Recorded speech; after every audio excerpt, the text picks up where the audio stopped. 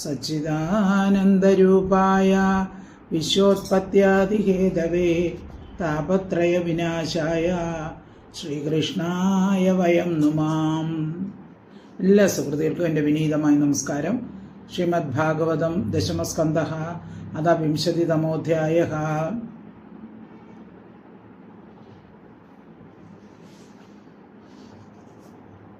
അപ്പോൾ ഈ അധ്യായത്തിൽ കഴിഞ്ഞ ക്ലാസ്സിൽ നാം പഠിച്ചത് വർഷകാല വർണ്ണനയാണ്. 25 ശ്ലോകങ്ങൾ വരെ പഠിച്ചു. ഇന്ന് 26ാമത്തെ ശ്ലോകമാണ്. വർഷകാല വർണ്ണനയുടെ ബാക്കി ഭാഗവും പിന്നെ ശരത്കാല വർണ്ണനയുമാണ് ഇന്ന് നമുക്ക് പഠിക്കേണ്ടത്. നമുക്ക് നോക്കാം. ശ്ലോകം 26. ഓ നമോ ഭഗവതേ വാസുദേവായ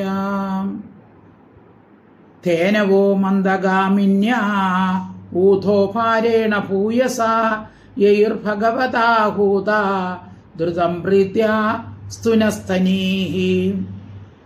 ധേനവഃ മന്ദഗാമിന്യാ ഊഥോ ഭാരേണ ഭൂയസ യൈർഭഗവതാ ആഹൂത ധൃതം പ്രീത്യാ സ്നുതസ്തനീഃ. ഭൂയസ മഹത്തായിരിക്കുന്ന ഊഥോ ഭാരേണ അകിടിൻ്റെ ഭാരം കൊണ്ട്, അതായത് പശുക്കളുടെ കാര്യമാണ് പറയുന്നത്. വർഷകാലത്തിൽ പുല്ല് ധാരാളം ഉള്ളതുകൊണ്ട് പാലധികം ഉള്ള അകിട് കൊണ്ട് നടക്കാൻ കഴിയാതെ, അതാണ് ഊഥോ ഭാരേണ, അകിടിൻ്റെ ഭാരം കൊണ്ട് മന്ദഗാമിന്യേ മെല്ലെ നടക്കുന്ന ധേനവഹ പശുക്കൾ ഭഗവാനാൽ ആഹൂത വിളിക്കപ്പെട്ടവയായിട്ട്. അപ്പൊ ഭഗവാൻ ഓരോന്നിനും ഓരോ പേരിട്ടിട്ടുണ്ട്. ഭഗവാൻ പേര് വിളിക്കുമ്പോൾ അത് ശബ്ദം പുറപ്പെടുവിക്കും. വിളിക്കപ്പെട്ടവയായിട്ട് പ്രീത്യ സ്നേഹം നിമിത്തം സ്നുതസ്ഥനീ ഒഴുകിയ പാലോടുകൂടി ദ്രുതം വേഗത്തിൽ യയു നടന്നു. ഭഗവാൻ പേര് പറഞ്ഞ് വിളിക്കുമ്പോൾ പാല് ഒഴുക്കിക്കൊണ്ട് വേഗത്തിൽ നടന്നു വരും, ഭഗവാന്റെ അടുക്കലേക്ക് നടന്നു വരും. തേനവോ മന്ദഗാമിന്യാ ഊഥോ ഭാരേണ ഭൂയസ യൈർഭഗവതാഹൂത ദ്രുതം പ്രീത്യാ സ്നുതസ്തനീഃ. ശ്ലോകം 27. വനൗകസ പ്രമുദിത വനരാജിർമധുച്യുതഃ ജലധാരാ ഗിരേർനാദം ഗിരേനാദാൻ ആസന്നാദദൃശേ ഗുഹാഃ. വനൗകസഃ പ്രമുദിത വനരാജീഃ മധുച്യുതഃ ജലധാര ഗിരേർ നാദാൻ ആസന്ന ദദൃശേ ഗുഹാഃ. വനൗഹസഃ വനത്തിൽ വസിക്കുന്നവർ പ്രമുദിതാഹ ഏറ്റവും സന്തോഷമുള്ളവരായി ഭവിച്ചു. വനരാജി വനസമൂഹങ്ങളെ മധുച്യുത മകരന്തത്തെ വർഷിക്കുന്നവയായിട്ട് കണ്ടു. ഗിരേഹെ പർവ്വതത്തിൽ നിന്ന് ജലധാര വെള്ളച്ചാട്ടങ്ങൾ ഉണ്ടായി. നാദാൻ ശബ്ദങ്ങൾ കേട്ടു. ആസന്ന സമീപത്തുള്ള ഗുഹകളെ ദദൃശേ കണ്ടു. അപ്പൊ കാട്ടിലുള്ള വൃക്ഷങ്ങളും കാട്ടാള ജാതിക്കാരും സന്തുഷ്ടരായിരുന്നു. കാടുകളിലെല്ലാം പുഷ്പം, എല്ലാ വൃക്ഷങ്ങളും പൂത്ത് കായ്ച്ച് നിൽക്കുകയാണ്. അതുപോലെ അതിൽ നിന്ന് തേന്, ആ പൂക്കളിൽ നിന്ന് തേനൊക്കെ ഒഴുകിക്കൊണ്ടിരുന്നു. മലകളിൽ നിന്ന് ജലധാരകൾ ഒലിച്ചു ചാടിക്കൊണ്ടിരുന്നു. പർവ്വത സമീപ പ്രദേശത്തുള്ള ഗുഹകൾ കാണുകയും അവയിൽ നിന്നും പുറപ്പെടുന്ന മനോഹര നാദങ്ങളെ കേൾക്കുകയും ചെയ്യുന്നു. ഇത് വർഷകാലത്തിന്റെ ബാക്കി വർണ്ണനയാണ്. വനൗകസ പ്രമുദിത വനരാജിർ മധുച്യുത ജലധാര ഗിരേർനാദാനാസന്ന ദദൃശേ ഗുഹ. ശ്ലോകം 28. ക്വചിത് വനസ്പതി ക്രോഡേ ഗുഹായാം ചാപി വർഷതി നിർവിശ്യ ഭഗവാൻ രേമേ കന്ദമൂലഫലാശനഃ. ക്വചിത് വനസ്പതി ക്രോഡേ ഗുഹായാം ചാപി വർഷതി നിർവിശ്യ ഭഗവാൻ രേമേ കന്ദമൂല ഫലാശനഃ.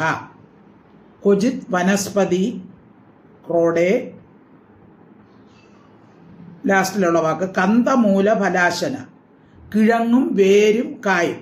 കന്തം എന്ന് വെച്ചാൽ വേര്, കന്തമൂലം എന്ന് വെച്ചാൽ വേര്, ഫലം കായ്. അശന ഭക്ഷിക്കുന്ന ഭഗവാൻ കൃഷ്ണൻ അഭിവർഷതി 4 ഭാഗത്തും മഴ പെയ്തുകൊണ്ടിരിക്കുമ്പോൾ ക്വചിത് ചിലപ്പോൾ വനസ്പതി ക്രോഡെ മരച്ചുവട്ടിലും ഗുഹയിലും നിർവിശ പ്രവേശിച്ചിട്ട് രമിച്ചു. അപ്പോൾ അവർ കാട്ടിൽ പോകുമ്പോൾ, വർഷകാലത്തിൻ്റെ ബാക്കിയാണ് പറഞ്ഞുകൊണ്ടിരിക്കുന്നത്, കാട്ടിൽ പോകുമ്പോൾ ചിലപ്പോൾ മഴ പെയ്യും. അപ്പോൾ എന്ത് ചെയ്യും? മരച്ചുവട്ടിൽ അഭയം തേടുകയോ അല്ലെങ്കിൽ പർവ്വത ഗുഹകളിൽ കയറിയിരുന്ന് കായ്കനികൾ, അതിൻ്റെ വേരുകളൊക്കെ ഭക്ഷിച്ചുകൊണ്ടിരിക്കുകയോ ചെയ്യും. ക്വചിത് വനസ്പതി ക്രോഡേ ഗുഹായാം ചാപി വർഷതി നിർവിശ്യ ഭഗവാൻ രമേ കന്ദമൂല ഫലാശനകാം. ശ്ലോകം 29. ദത്യോദനം സമാനീതം ശിലായാം സലിലാന്തികേ സംഭോജനീയർ ബുഭുജേ ഗോപൈ സംഘർഷണാന്വിതാം. ദത്യോദനം സമാനീതം ശിലായാം സലിലാന്തികേ സംഭോജനീയർ ബുഭുജേ ഗോപൈർ സംഘർഷണാന്വിതഃ. സംഘർഷണാന്വിതഃ. ബലരാമസഹിതനായ കൃഷ്ണൻ സംഭോജനീയെ ഒരുമിച്ച് ഭക്ഷണം കഴിക്കാൻ യോഗ്യരായ ഗോപൈഹി ഗോപന്മാരോടുകൂടി സമാനീതം വീട്ടിൽ നിന്ന് കൊണ്ടുവന്നതായ ദത്യോദനം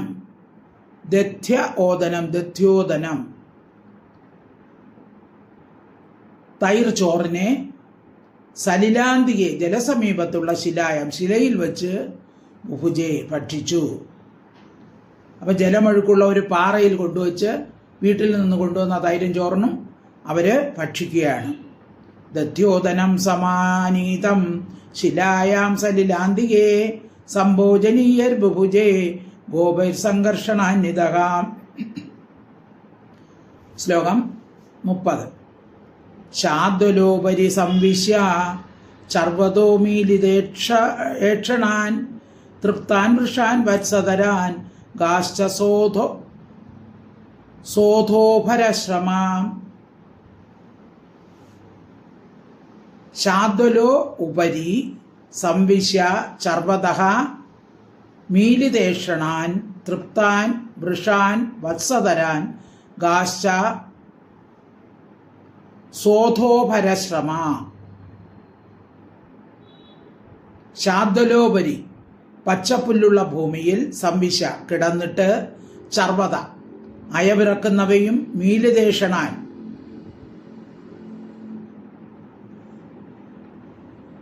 കണ്ണുകൾ ചിമ്മി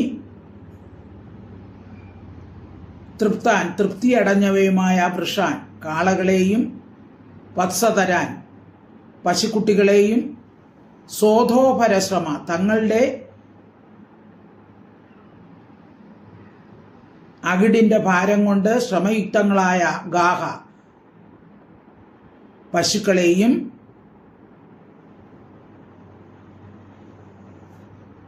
പൂജിച്ചു എന്നാണ്. പൂജയാം ചക്ര അത് അടുത്ത വരിയിൽ വരുന്നതാണ്. അപ്പോൾ ഇവര് ആഹാരം കഴിച്ചിട്ട് മൃദുവായ ഇളം പുല്ലുകൾ നിറഞ്ഞിരിക്കുന്ന ഒരു സ്ഥലത്ത് കിടന്ന് കണ്ണു ചിമ്മി അയവിറക്കി തൃപ്തിപ്പെട്ട് കിടക്കുന്ന കാളകളെയും പശുക്കുട്ടികളെയും പാൽ നിറഞ്ഞ് കനത്ത അകിടുകളുള്ള നടക്കാൻ വയ്യാതെ വലഞ്ഞിരിക്കുന്ന പശുക്കളെയും ഭഗവാൻ നോക്കി അവയൊക്കെ ബഹുമാനിച്ചു. പിന്നെ ബാക്കിയുള്ളത് അടുത്ത ശ്ലോകത്തിൽ പറയും.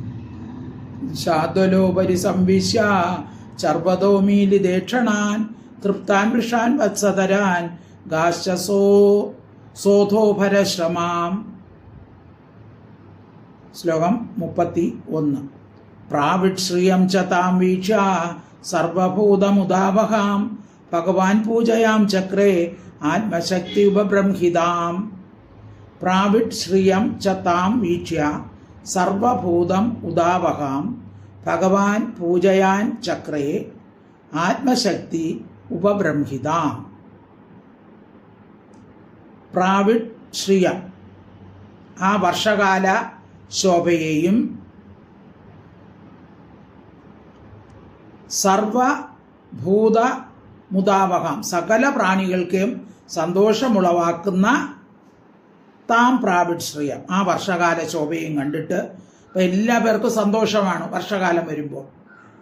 അത് കണ്ടിട്ട് പ്രാപിഡ് ശ്രിയം, പ്രാപിഡ് എന്ന് വെച്ചാൽ വർഷകാലം, ശ്രിയം ശോഭ, അതിൻ്റെ ശോഭയെ കണ്ടിട്ട് കണ്ടിട്ട് ഭഗവാൻ കൃഷ്ണൻ പൂജയാം ചക്രയെ പൂജിച്ചു. ഭഗവാൻ ബഹുമാനിച്ചു, എല്ലാവരെയും ബഹുമാനിച്ചു. എല്ലാവർക്കും പ്രകൃതിയിലെ ചരാചരങ്ങൾക്ക് മുഴുവനും സന്തോഷമായി. എല്ലാവരെയും ഭഗവാൻ ബഹുമാനിച്ചു. പ്രാപിഡ് ശ്രിയം ച താം വീക്ഷ്യ സർവഭൂതമുദാവഹാം ഭഗവാൻ പൂജയാം ചക്രേ ആത്മശക്തി ബ്രഹ്മിതാം. ശ്ലോകം 32. ഏവം നിവസതോ തസ്മിൻ രാമകേശവയോർവ്രജേ ശരത് സമഭവത് വ്യഭ്രാ സ്വച്ഛാംബ പരുഷാനുലാം. ഏവം നിവസതഃ തസ്മിൻ രാമകേശവയോः വ്രജേ ശരത് സമഭവത് വ്യഭ്രാ സ്വച്ഛാംബു അപരുഷാനില. ഏവം ഇപ്രകാരം രാമകേശവയോഹോ രാമനും കൃഷ്ണനും തസ്മിൻ വ്രജേ ആ വ്രജത്തിൽ നിവസതോ വസിച്ചുകൊണ്ടിരിക്കുമ്പോൾ വ്യഭ്ര മേഘങ്ങളെല്ലാം മാറി, അതായത് മഴക്കാലം മാറുകയാണ്, ഇനി അടുത്ത് ശരത്കാലം വരികയാണ്. അപ്പോൾ മറഞ്ഞുകൊണ്ടിരിക്കുന്ന മേഘങ്ങളോട് കൂടിയതും സ്വച്ഛാംബു അപരുഷാനില സ്വച്ഛമായ നിർമ്മലമായ ജലത്തോടും ഇളങ്കാറ്റോടും കൂടിയ ശരത് സമഭവത് ശരത്ത് കാലം വന്നു. അപ്പം അങ്ങനെ വർഷകാലം മാറി ശരത്കാലം എത്തുന്നു. ഏവം നിവസതോ തസ്മിൻ രാമകേശവയോർവ്രജേ ശരത് സമവത് വ്യഭ്രാ സ്വച്ഛാംബു അപരുഷാനില. ശ്ലോകം 33. ശരദാ നീരജോത്പത്യ നീരാണി പ്രകൃതിം യയു ഭ്രഷ്ടാനാമിവ ചേതാംസി പുനർയോഗ നിഷേവയാം. ശരദാ നീരജോ ഉത്പത്യ നീരാണി പ്രകൃതിം യയുഃ ഭ്രഷ്ടാനാം ഇവ ചേതാംസി പുനഃ യോഗ നിഷേവയാഹ. നീരജോത്പത്യ താമരകളുടെ ഉത്പത്തിയോടുകൂടിയ ശരത്തിനാൽ നീരാണി ജലങ്ങൾ ഭ്രഷ്ടന്മാരുടെ ചേതസ മനസ്സ് പോലെ, അതായത് ഈ കുളങ്ങളിൽ താമര നിറഞ്ഞു, വെള്ളത്തിലുള്ള ചെളികളൊക്കെ ക്രമേണ അടിയിൽ താണതിനാൽ ജലം കലങ്ങിക്കിടന്ന ജലമെല്ലാം തെളിഞ്ഞു. അത് എങ്ങനെയെന്നാണ് പറയുന്നത്? ഭ്രഷ്ടാനാം ചേതസി, ഭ്രഷ്ടന്മാരുടെ മനസ്സ്. ഭ്രഷ്ടം എന്ന് വെച്ചാൽ യോഗഭ്രഷ്ടം, അതായത് സത്സംഗം കൊണ്ട് മനസ്സ് ഭഗവാനിലേക്ക് ഉയർന്നവർ അസംഗ സംസർഗം നിമിത്തം, ദുർജനങ്ങളുടെ സംസർഗം നിമിത്തം യോഗത്തിൽ നിന്നും ചിലവർ തെറ്റും. അങ്ങനെ മനസ്സ് വീണ്ടും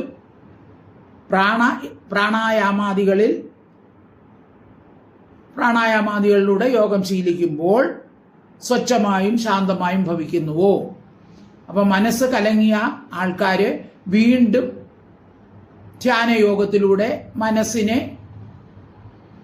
നിശ്ചലമാക്കുന്നത് പോലെ, അതായത് യോഗികൾ ആ ദുർജന സംഘം ഉപേക്ഷിച്ച് സജ്ജന സംഘത്തിലാവുമ്പോൾ എങ്ങനെ മനസ്സിരിക്കുമോ അതുപോലെ പ്രകൃതിയും സ്വഭാവത്തെ യയു പ്രാപിച്ചു.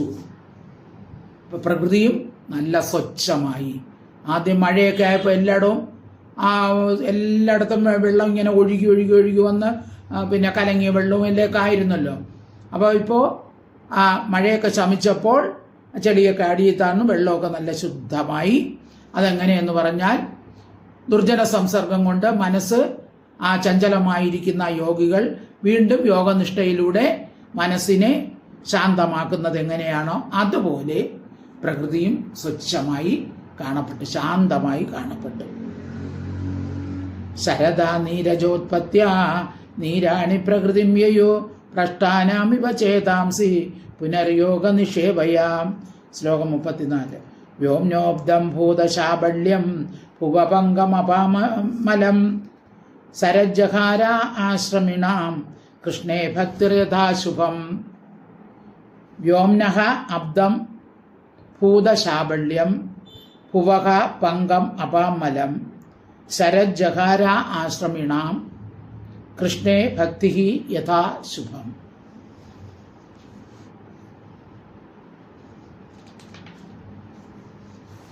വ്യോംനഃ ആകാശത്തിൻ്റെ, അബ്ദം മേഘത്തെയും, ഭൂതശാബല്യം ഭൂതങ്ങളുടെ ശബളതയും, അതായത് ആകാശത്തിൽ വർഷകാലത്തുണ്ടായിരുന്ന മേഘജാലങ്ങൾ എല്ലാം പോയി. വർഷകാലത്തിൽ മഴ കൊണ്ട് തളർന്നിരുന്ന ജീവജാലങ്ങളൊക്കെ ഒന്നായി ചേർന്ന് വസിച്ചു. അവയ്ക്കുണ്ടായിരുന്ന ദുഃഖങ്ങളൊക്കെ പോയി. ഭൂതങ്ങളുടെ ശബളതയപ്പോൾ അവർക്കെല്ലാം സന്തോഷമായി. ഭൂമിയുടെ പങ്കം ചെളിയെയും അപാം ജലങ്ങളുടെ അശുദ്ധിയെയും ആശ്രമിണ ആശ്രമികളുടെ അശുഭം അശുഭത്തെ കൃഷ്ണേ കൃഷ്ണനുള്ള ഭക്തി യഥാ ഭക്തി എന്ന പോലെ ശരത് ജഹാര. ശരത്ത് കാലം ഇല്ലാതാക്കി. അപ്പോൾ പ്രകൃതിയിലുള്ള ആ ചെളിയെല്ലാം ഇല്ലാതാക്കി പ്രകൃതി ശുദ്ധമായി. കൃഷ്ണനുള്ള ഭക്തി എങ്ങനെയാണോ ആ എല്ലാവരുടെ ഉള്ളിലുള്ള മാലിന്യങ്ങളെല്ലാം പോയി കൃഷ്ണനിലുള്ള ഭക്തി വർദ്ധിക്കുന്നത്, അതുപോലെ ശരത്കാലത്തും നേരത്തെ മഴയിലുണ്ടായിരുന്ന കാറും കോളും എല്ലാം മാറി പ്രകൃതി ശാന്തമായി. വ്യോംനോബ്ദം ഭൂതശാബല്യം ഭുവപങ്കമപാമലം ശരജ്ജഹാരാശ്രമിണാം കൃഷ്ണേ ഭക്തിരഥാശുഭം. ശ്ലോകം 35. സർവസ്വം ജലദാഹിത്വാ വിരേജോ ശുഭ്രവർച്ചസഃ യഥാ തെക്തൈഷ്ണാ ശാന്ത മുനയോ മുക്തകിൽബിഷാഹാം. ജലത മേഘങ്ങൾ സർവസ്വം എല്ലാ മുതലിനെയും ഹിത്വ ഉപേക്ഷിച്ചിട്ട് തെക്തൈഷണ ഉപേക്ഷിക്കപ്പെട്ട ഏഷണാത്രയത്തോടു കൂടിയതും. തെക്ത ഏഷണ ഏഷണാത്രയങ്ങൾ എന്ന് പറഞ്ഞാൽ പുത്ര ധാര വിത്ത, ഇത് മൂന്നാണ് ഏഷണാത്രയങ്ങൾ. അതായത് പുത്രൻ മൂലം ഉണ്ടാകുന്നതും ഭാര്യ മൂലം ഉണ്ടാകുന്നതും ധനം മൂലം ഉണ്ടാകുന്നതുമായ ദുഃഖങ്ങളാണ് ഏഷണത്രയങ്ങൾ എന്ന് പറയുന്നത്. മുക്തകിൽബിഷ മോചിക്കപ്പെട്ട പാപത്തോടു കൂടിയവരും ശാന്ത ശാന്തിയുള്ളവരുമായ മുനയക മുനികളെന്ന പോലെ ശുഭ്രവർച്ചസ ശുദ്ധകാന്തിയുള്ളവരായി വിരേജു ശോഭിച്ചു. അപ്പം എല്ലാവരെയും ഇവിടെ ഉപമിക്കുന്നത് മുനിമാരോടുകൂടിയാണ്.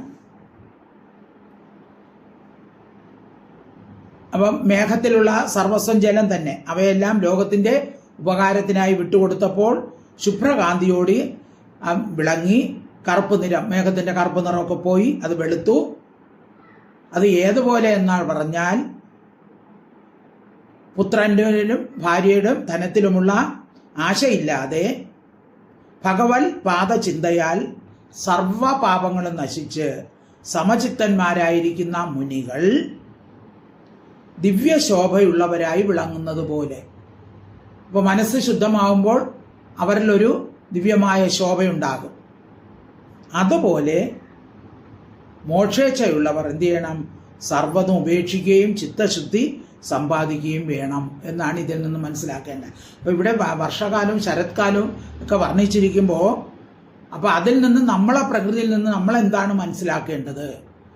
അപ്പോൾ പ്രകൃതി ശാന്തമായെന്ന് പറയുമ്പോൾ നമ്മുടെ മനസ്സും നമ്മുടെ ഉള്ളിലുള്ള ക്രോധാദികളെല്ലാം മാറി മനസ്സ് ശുദ്ധമായി ഭഗവാനിലുള്ള ഭക്തി വളരണം. അതാണ് ഇവിടെ ഉദ്ദേശിക്കുന്നത്. സർവസ്വം ജലദാഹിത്വാ വിരേജോ ശുഭ്രവർച്ചസഃ യഥാ തെക്തൈഷണാ ശാന്ത മുനയോ മുക്ത കിൽബിഷാഹാം. ശ്ലോകം 36. ഗിരയോ മുമുജുസ്തോയം ക്വചിത് ന മുമുജു ശിവം യഥാ ജ്ഞാനാമൃതം കാലേ ജ്ഞാനിനോ ദദതേ നവാം. ഗിരയഃ മുമുജുഃ തോയം ക്വചിത് ന മുമുജു ശിവം യഥാ ജ്ഞാനാമൃതം കാലേ ജ്ഞാനിനഃ ദദതേ നവ. ഗിരയഃ മലകൾ ശിവം നിർമ്മലമായ തോയം വെള്ളത്തെ മുമുജു മോചിപ്പിച്ചു.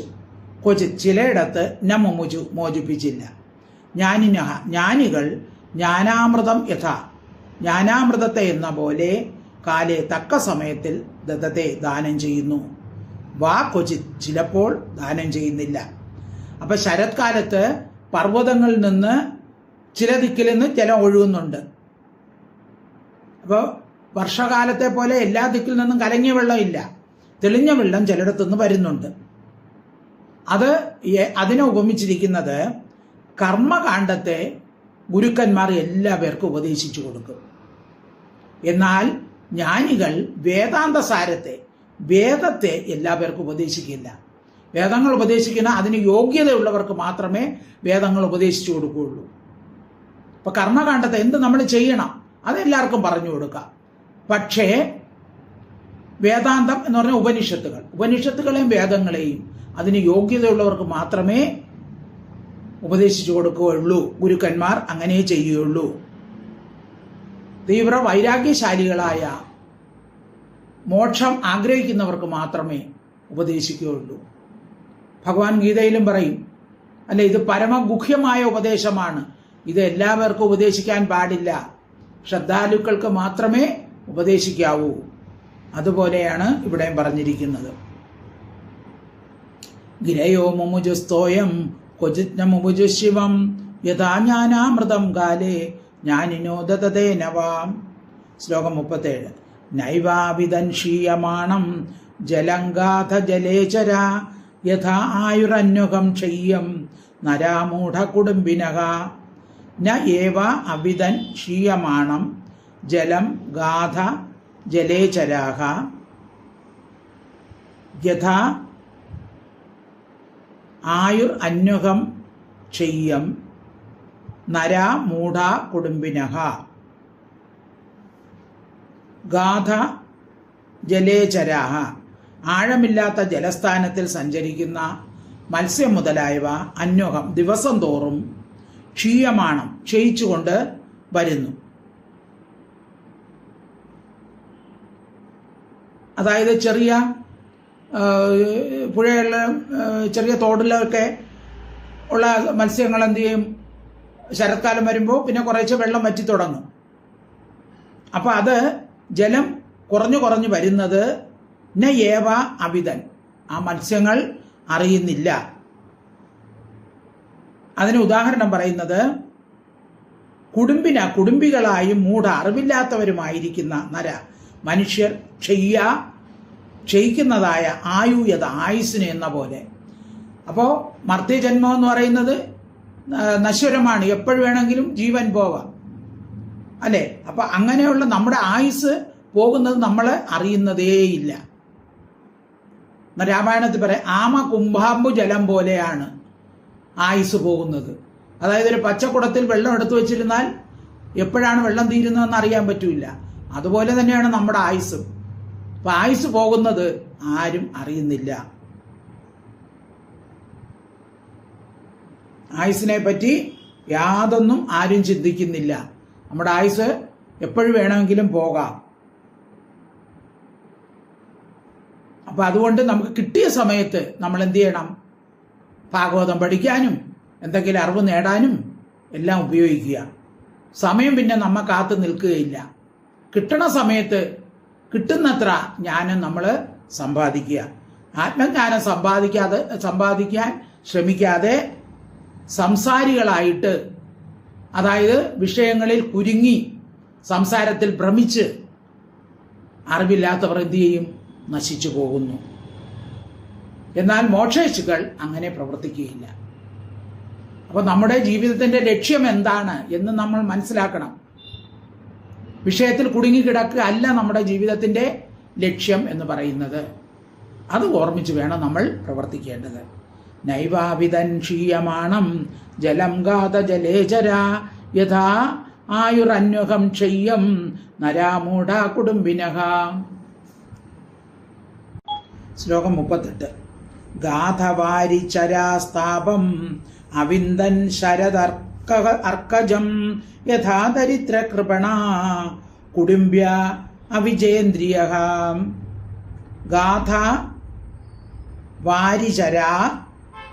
വാരിചരാഹ താപം അവിന്ദൻ ശരദ് അർക്കജം യഥാ ദരിദ്രഃ കൃപണഃ കുടുംബി അവിജേന്ദ്രിയഃ. ഗാഥ വാരിചര, ആഴമില്ലാത്ത വെള്ളത്തിൽ സഞ്ചരിക്കുന്ന ജലജന്തുക്കൾ. ശരദർക്കജം, ശരത്കാല സൂര്യനിൽ നിന്നുണ്ടാകുന്ന താപം, ചൂടിനെ അവിതൻ പ്രാപിച്ചു, ചൂട് അനുഭവിച്ചു.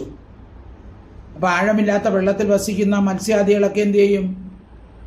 വെള്ളം കുറഞ്ഞു കുറഞ്ഞു വരുമ്പോൾ സൂര്യൻ്റെ താപം അനുഭവിക്കും. അത് ഏതുപോലെ എന്ന് അതിനൊരു ഉദാഹരണം പറഞ്ഞിരിക്കുന്നത് കുടുംബഭാരമുള്ളവരും അവിജേന്ദ്രിയ, ഇന്ദ്രിയ ജയം ഇല്ലാത്തവരും കൃപണ, ദുഃഖിതനുമായ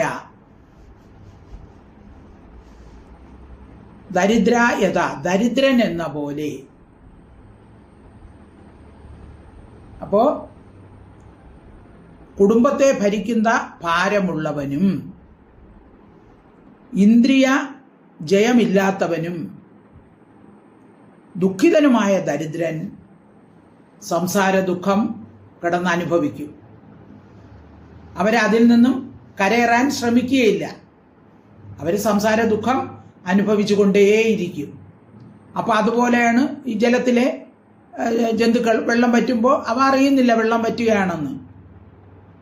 ആ ചൂട് സഹിച്ച് അവിടെ കിടക്കും. അപ്പം നമ്മൾ എന്താണ്, ദാരിദ്ര്യം, അവിവേകം, കുടുംബഭാരം, ധൈര്യക്ഷയം മുതലായവ ഒത്തുകൂടുമ്പോഴാണ് സംസാര ക്ലേശം വർദ്ധിക്കുന്നത്. അതുകൊണ്ട് വിവേകികൾ എന്ത് ചെയ്യണം? അങ്ങനെ ദുഃഖിക്കാതിരിക്കാതെ ഭഗവാനിലേക്ക് നമ്മുടെ മനസ്സിനെ തിരിക്കുക. സംസാരത്തിൽ കിടന്ന് ഉഴലരുത്, ദുഃഖിക്കരുത്. നമ്മുടെ മനസ്സിനെ ക്രമേണ ഭഗവാനിലോട്ട് തിരിക്കുക. ശ്ലോകം 38. ഗാഥാവാരി ചരാസ്താപം അവിന്ദൻ ശരദർക്കജം യഥാ ദരിദ്ര കൃപണ കുടുംബ്യ അവിജേന്ദ്രിയ. ശ്ലോകം 39. ശനൈർജഗുപംഗം സ്ഥലാന്യാമം ച വീരുധഃ യഥാഹം മമതാധീര ശരീരാദിഷു അനാത്മസു.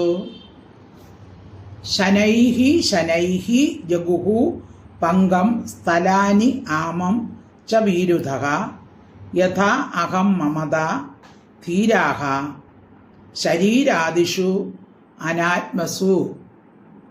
ശനൈഃ മെല്ലെ മെല്ലെ, സ്ഥലാനി നിലങ്ങൾ, പങ്കം ചെളിയെയും, വീരുധ വള്ളിക്കുടലുകൾ, ആമം പച്ചയെയും ഉപേക്ഷിക്കുക. അതായത് നിലങ്ങൾ, ചെളിയെയും വള്ളിക്കുടലുകൾ പച്ച നിറത്തെയും ഉപേക്ഷിച്ചു. അതായത് ചൂട് വന്നപ്പോൾ എന്ത് ചെയ്തു? നിലങ്ങളിലെ ചെളികൾ പോയി, വള്ളിക്കുടലിലുള്ള പച്ച നിറം എല്ലാം പോയി. അപ്പോൾ നിലങ്ങൾ എന്ത് ചെയ്ത് ക്രമേണ സൂര്യൻ്റെ ചൂട് നിമിത്തം ചെളിയില്ലാതെ വരണ്ടു. വള്ളിക്കുടലിലെ ഇലകൾ പിന്നെ എല്ലാം ഉണങ്ങിയൊക്കെ പോയി, ഇലകൾ അല്ലെങ്കിൽ പഴുത്തു പോയി.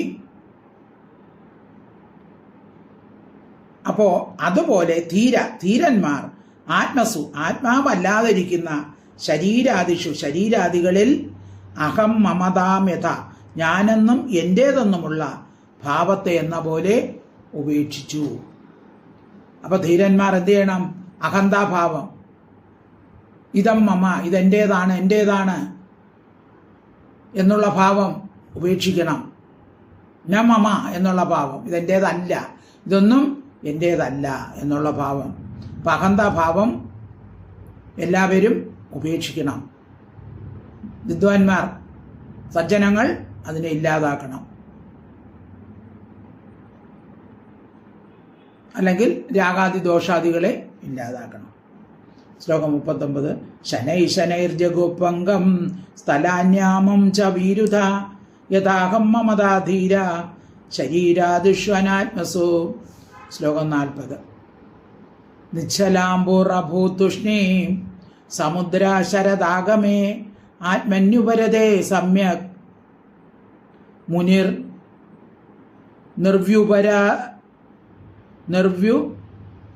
ഉപരതാഗമ. നിശ്ചല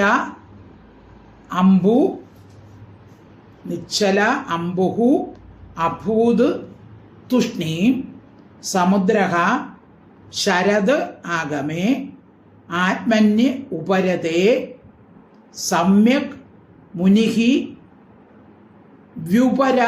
വ്യുപരതാഗമ.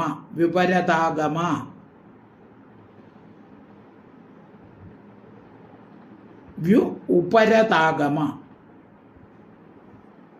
ശരദാഗമേ, ശരത്കാലം വന്നപ്പോൾ നിശ്ചലാംബു, ഇളക്കമില്ലാത്ത ജലത്തോടുകൂടിയ സമുദ്രം, ആത്മനി മനസ്സ്, സമ്യക് വഴി പോലെ, ഉപരതെ ശമിച്ചപ്പോൾ. അതായത് ഇളക്കമില്ലാതെ, സമുദ്രം ഇളക്കമില്ലാതായി, പിന്നെ നദികളിലൊന്നും വെള്ളം വന്ന് സമുദ്രത്തിലേക്ക് വരുന്നില്ല. അത് എങ്ങനെയെന്ന് പറഞ്ഞാൽ സമുദ്രം നിശ്ചലമായി. അതിനുദാഹരണം ആത്മനി മനസ്സ്, സമ്യക് വഴി പോലെ, ഉപരതെ ശമിച്ചപ്പോൾ, ഉപരതാഗമ ഉപരതമായ വേദാധ്യയനത്തോടുകൂടിയ മുനിമാരെ പോലെ. ഇപ്പൊ വർഷകാലത്തിൽ സമുദ്രത്തിൽ തിരമാലൊക്കെ അടിച്ചു പൊങ്ങി വന്നു, ഉച്ചത്തിൽ ശബ്ദമുണ്ടായിരുന്നു. ശരത്കാലം വന്നപ്പോൾ വെള്ളം അധികം ഇളക്കമില്ലാതായി, നിശബ്ദമായി. അതിന് ഉദാഹരണം എങ്ങനെയെന്ന് വെച്ചാൽ ചിത്തശാന്തി വന്നപ്പോൾ മുനിമാർ ശബ്ദ ദോഷമില്ലാതിരിക്കണമെങ്കിൽ മനസ്സ് ശമിപ്പിക്കണം, വിഷയങ്ങളെ ഗ്രഹിക്കുന്നതിൽ ആസക്തിയില്ലാതായി ഭവിക്കണം. അപ്പോൾ മുനിമാരുടെ മനസ്സുകൾ ശാന്തമായി. എങ്ങനെയാണോ മുനിമാർ ചിത്തശാന്തിയോടുകൂടി ഇരിക്കുന്നത്, അതുപോലെയാണ് വർഷകാലം കഴിഞ്ഞ് ശരത്കാലം വന്നപ്പോൾ സമുദ്രത്തിലെ ജലം ഇളക്കമില്ലാതായി. മുനിമാരുടെ മനസ്സ് ധ്യാനാവസ്ഥയിലിരിക്കുമ്പോൾ ചഞ്ചലമാകാത്തതുപോലെ, ശാന്തമായിരിക്കുന്നത് പോലെ ജലവും ശാന്തമായി. എല്ലാത്തിനും മുനിമാരോടാണ് ഉപമിച്ചിരിക്കുന്നത്. അതിന് കാരണം നമ്മൾ അതുപോലെ ചെയ്യണം എന്നുള്ളതിനാണ്. ഇപ്പോൾ ശരത്കാലവും വർഷകാലമൊക്കെ വർണ്ണിച്ചിരിക്കുന്നുവെങ്കിലും നമ്മൾ എന്ത് ചെയ്യണം എന്നുള്ളത് പാഠവും കൂടെ നമ്മൾ ഇതിൽ നിന്ന് പഠിക്കണം. നിശ്ചലാംബുറഭൂതുഷ്ണീ സമുദ്രശരദാഗമേ ആത്മന്യുപരതേ സമ്യക് ഉപരതാഗമഃ. ശ്ലോകം 41. കേദാരാഭ്യസ്തപോ അഗൃണ്ണൻ കർഷകാ ദൃഢ സേതുഭിഃ യഥാ പ്രാണൈ സ്രവജ്ഞാനം തന്നിരോധേന യോഗിനഃ. കേദാരേഭ്യഃ തു അപഹ അഗൃണ്ണൻ കർഷക ദൃഢസേതുഭിഃ യഥാ പ്രാണൈഃ സ്രവജ്ഞാനം തന്നിരോധനേന യോഗിനഃ. കർഷക, കൃഷിക്കാർ കേദാരാഭ്യ കൃഷിസ്ഥലങ്ങളിൽ നിന്നൊഴുകുന്ന അപഹ ജലത്തെ ദൃഢസേതുഭി ഉറപ്പായ അണകൾ കൊണ്ട് കെട്ടി നിർത്തും. കൃഷിസ്ഥലത്ത് നിന്ന് വെള്ളം ഒഴുകി പോകുമ്പോൾ എന്ത് ചെയ്യും? അണ കെട്ടി അവിടെ നിർത്തും. അത് അപ്പോൾ ഒഴുക്കില്ലാതെ ആവും. ഇങ്ങനെ വയലുകളിൽ നിന്ന് വെള്ളം ഒഴുകിക്കൊണ്ടിരിക്കുമ്പോൾ അവിടെ അണ കെട്ടുമ്പോൾ ഒഴുക്കില്ലാതെ ആവും. എങ്ങനെയെന്ന് വെച്ചാൽ പ്രാണൈഹി ഇന്ദ്രിയങ്ങളിൽ കൂടി സ്രവത്ത് ഒഴുകുന്ന ജ്ഞാനം, അറിവിനെ തന്നിരോധേന അവയുടെ നിരോധം കൊണ്ട് യോഗിനായത യോഗികൾ എന്ത് ചെയ്യുന്നു അതുപോലെ. അപ്പോൾ യോഗികൾ ഇന്ദ്രിയങ്ങളിൽ കൂടി കൊടുന്ന് വരുന്ന വിഷയങ്ങളെ എന്ത് ചെയ്യുന്നു? ആ ഇന്ദ്രിയങ്ങളെല്ലാം പിൻവലിച്ച്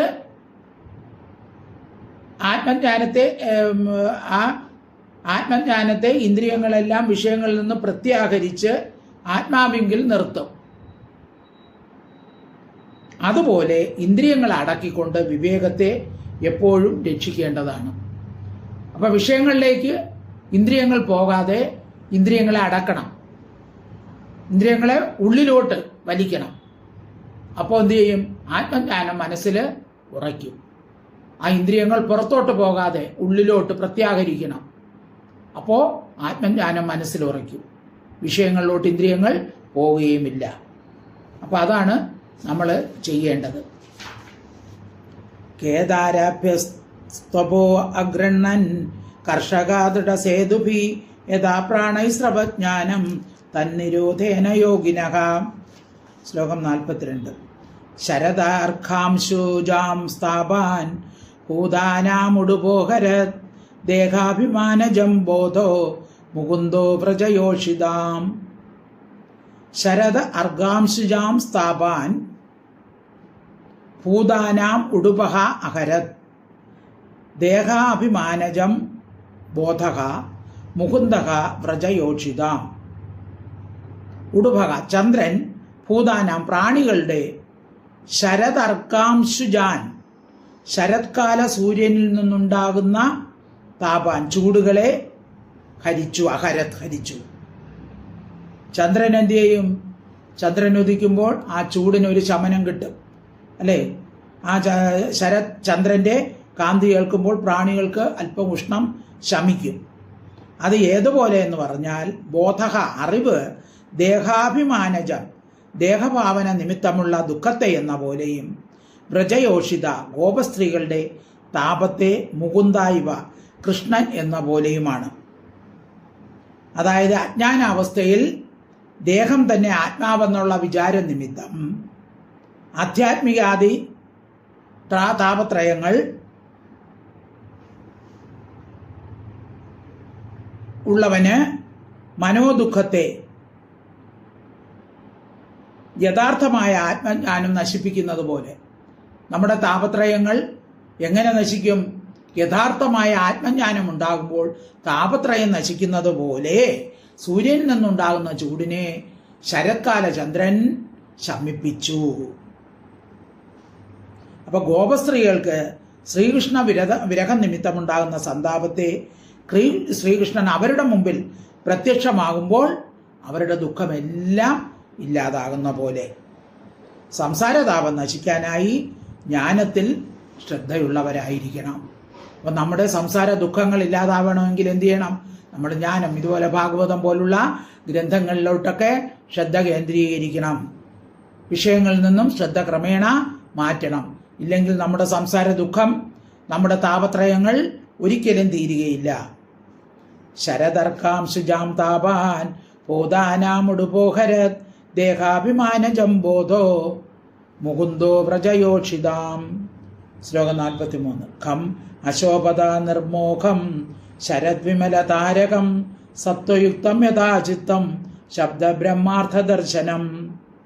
ഖം അശോഭത നിർമോഖം ശരത് വിമല താരകം സത്വയുക്തം യഥാചിത്തം ശബ്ദ ബ്രഹ്മാർത്ഥ ദർശനം. ശരത് വിമല താരകം ശരത്കാലങ്ങളിൽ നിർമ്മലമായ നക്ഷത്രങ്ങളോടുകൂടിയും നിർമേഘം മേഘമില്ലാത്ത ഖം ആകാശം പോലെ ശോഭിച്ചു. അപ്പൊ ശരത്കാലത്തിൽ നിർമ്മലമായ നക്ഷത്രവും മേഘമില്ലാത്ത ആകാശം ശോഭിച്ചു. അതെങ്ങനെ? ഉദാഹരണം, ശബ്ദ ബ്രഹ്മാർത്ഥ ദർശനം വേദാർത്ഥത്തെ ധരിപ്പിക്കുന്നതും സത്വയുക്ത സത്വഗുണമുള്ളതുമായ ചിത്തം യഥാ മനസ്സെന്ന പോലെയാണ്. സത്വഗുണപ്രധാനമായും വേദത്തിന്റെ അർത്ഥം ധരിക്കാൻ തക്കവിധം നിർമ്മലമായിരിക്കുന്ന മനസ്സുപോലെ ശോഭിച്ചു. അപ്പൊ എല്ലാവർക്കും നേരത്തെ പറഞ്ഞു, വേദങ്ങൾ പറഞ്ഞു കൊടുക്കാൻ പറ്റൂല. മനസ്സ് ശുദ്ധമായവർക്ക് മാത്രമേ വേദാന്തസാരം പറഞ്ഞു കൊടുക്കാൻ പറ്റുകയുള്ളൂ. അതുപോലെ ഭാഗവതം അതുപോലെയാണ്. ഇത് വേദാന്തസാരമാണ് ഭാഗവതവും. ഇതൊക്കെ മനസ്സ് ശുദ്ധമായവർക്ക് വേണം പറഞ്ഞു കൊടുക്കേണ്ടത്. അപ്പം മനസ്സ് ശുദ്ധമാകുമ്പോൾ വേദാന്തസാരം ഗ്രഹിക്കുന്നത് പോലെ വേദാന്തസാരം ഗ്രഹിക്കാൻ തക്ക പാകത വന്ന മനസ്സുപോലെ ശരത്കാലത്തിൽ മേഘമില്ലാതെ തെളിഞ്ഞിരിക്കുന്ന നക്ഷത്രങ്ങളോടുകൂടി ആകാശം ശോഭിച്ചു. കമ്മശോഭത നിർമേഘം ശരദ്വിമല താരകം സത്വയുക്തം യഥാചിത്തം ശബ്ദ ബ്രഹ്മാർത്ഥ ദർശനം. അപ്പം നമ്മളിപ്പോൾ ഇവിടെ ശരത്കാലം നമ്മൾ വരിക ആ ശരത്ത് വർഷമാണ് പഠിക്കുന്നത്. പക്ഷേ ഇതെല്ലാം തത്വങ്ങളാണ് നമ്മൾ ഇതിൽ കൂടെ പഠിക്കുന്നത്. ശ്ലോകം 44. അഖണ്ഡമണ്ഡലോ വ്യോംനി രരാജോ ഉടുഗണൈ ശശി യഥാ യദുപതി കൃഷ്ണോ വൃഷ്ണിചക്രാവൃതോ ഭുവി. അഖണ്ഡമണ്ഡലഃ വ്യോംനി രരാജഃ ഉടുഗണൈഃ ശശി യഥാ യദുപതിഃ കൃഷ്ണഃ വൃഷ്ണിചക്രാവൃതഃ ഭുവി. വ്യോംനി ആകാശത്തിൽ, അഖണ്ഡമണ്ഡലഃ പൂർണ്ണ മണ്ഡലമുള്ളവനായ ശശി ചന്ദ്രൻ, ഉടുഗണൈ നക്ഷത്ര സമൂഹത്തോടുകൂടി, ഭുവി ഭൂമിയിൽ, വൃഷ്ണിചക്രാവൃത വൃഷ്ണി സമൂഹത്താൽ ചുറ്റപ്പെട്ട യദുപതി യദുരാജാവായ കൃഷ്ണഃ യഥ കൃഷ്ണനെ പോലെ രരാജ ശോഭിച്ചു. അപ്പം ആകാശത്തിൽ മേഘങ്ങളൊന്നുമില്ലാതെ തെളിഞ്ഞു വിളങ്ങുന്ന ചന്ദ്രനും നക്ഷത്രങ്ങളും പ്രകാശിച്ചു. അതെങ്ങനെയെന്ന് വെച്ചാൽ അതിന് ഉദാഹരണം വൃഷ്ണികളുടെ നടുവിലിരിക്കുന്ന യദുനാഥനായ കൃഷ്ണൻ, യദുക്കളുടെ ഇടയിൽ കൃഷ്ണൻ എങ്ങനെ ശോഭിക്കുന്നുവോ അതുപോലെ ആകാശവും ശോഭിച്ചു എന്നാണ്.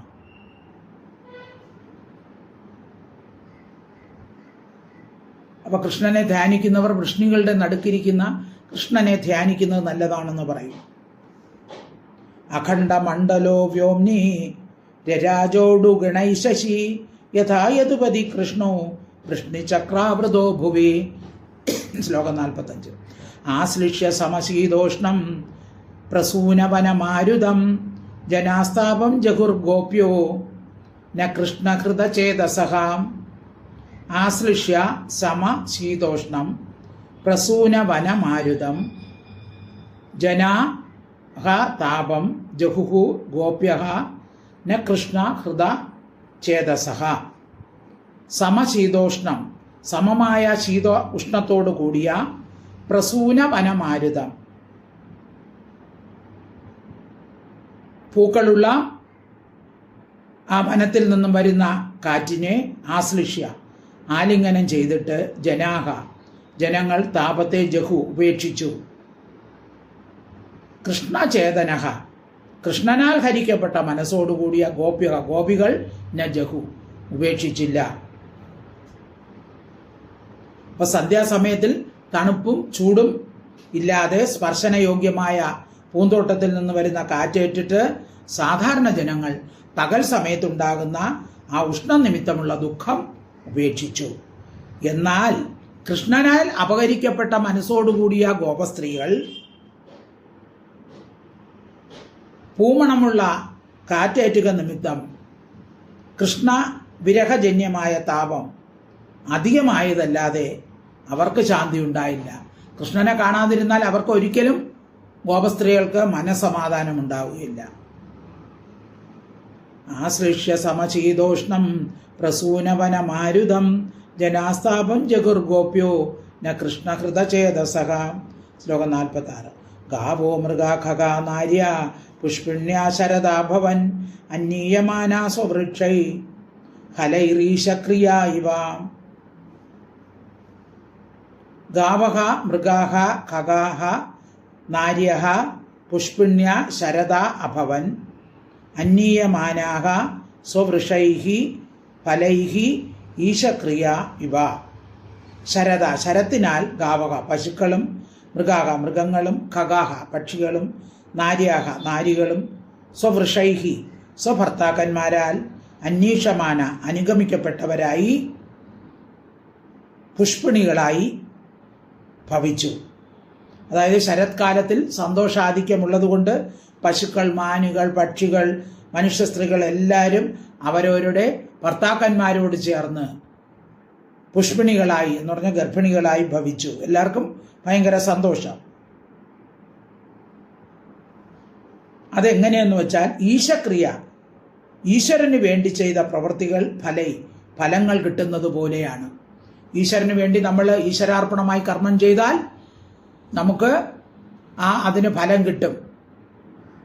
അപ്പോൾ എന്താണ്, നമുക്ക് കർമ്മവാസനകളൊന്നും ഉണ്ടാവുകയില്ല.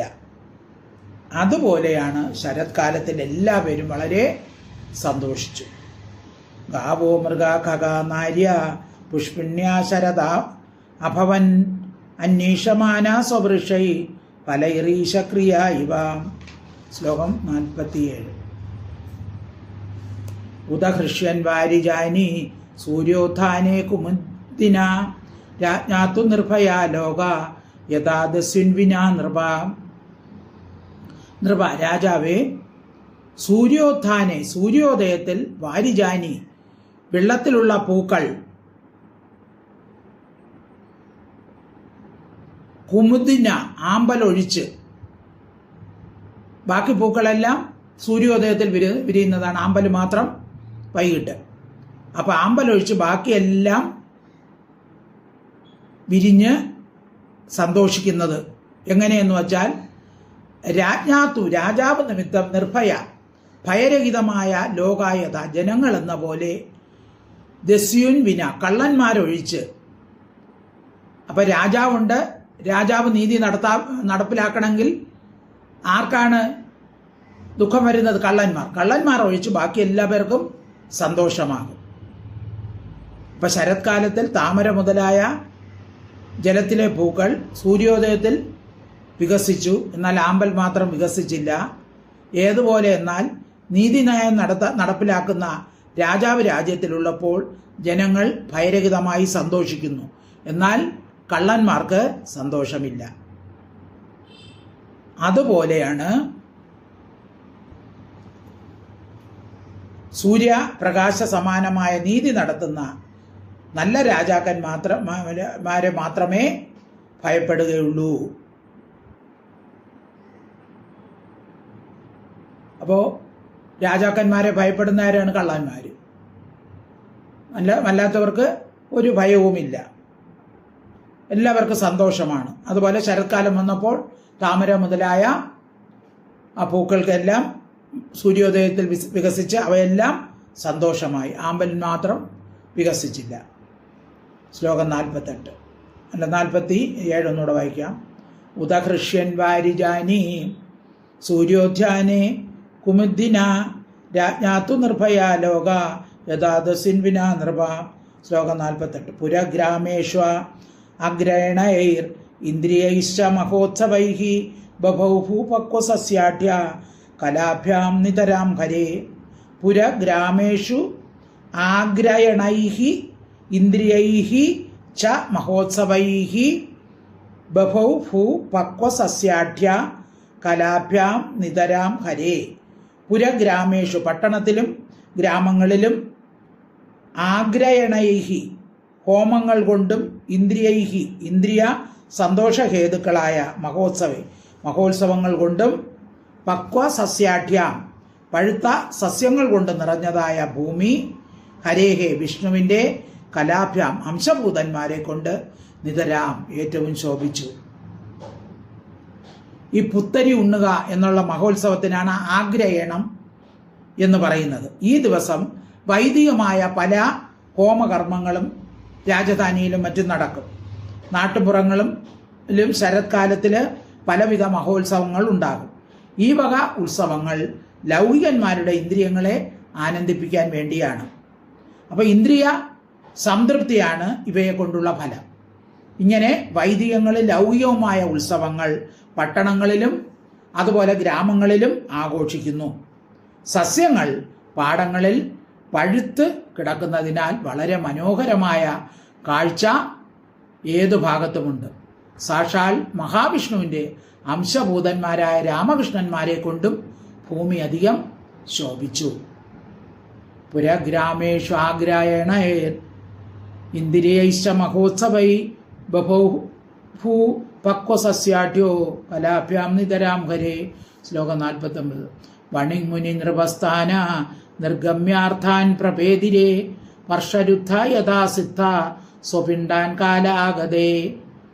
വണിക് മുനി നൃപ സ്നാതാഃ നിർഗമ്യ ആർത്ഥാൻ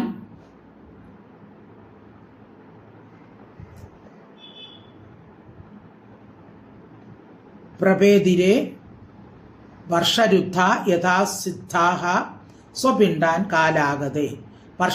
വർഷകാലങ്ങളിൽ തടസ്സപ്പെട്ട വണിക് മുനി നിർവസ്നാത.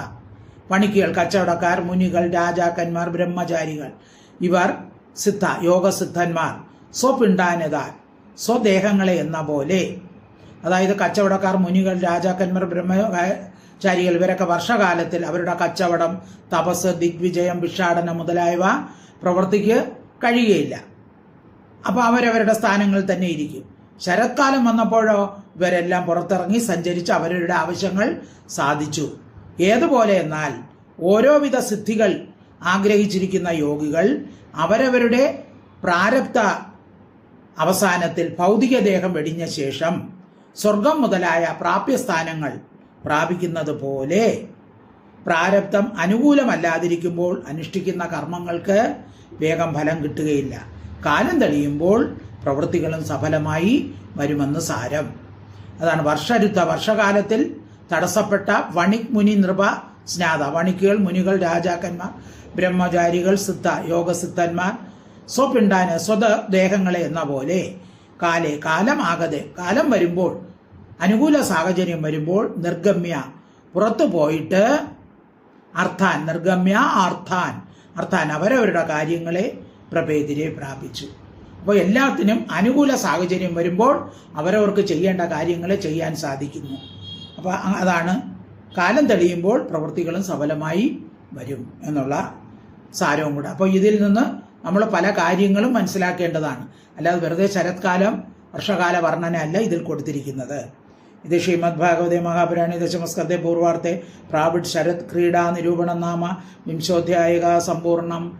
സർവത്ര ഗോവിന്ദ നാമ സങ്കീർത്തനം. ഗോവിന്ദ ഹരി ഗോവിന്ദ. ഹരി ഓം തത്സത്. ഹരി ഓം തത്സത്. ഹരി ഓം തത്സത്.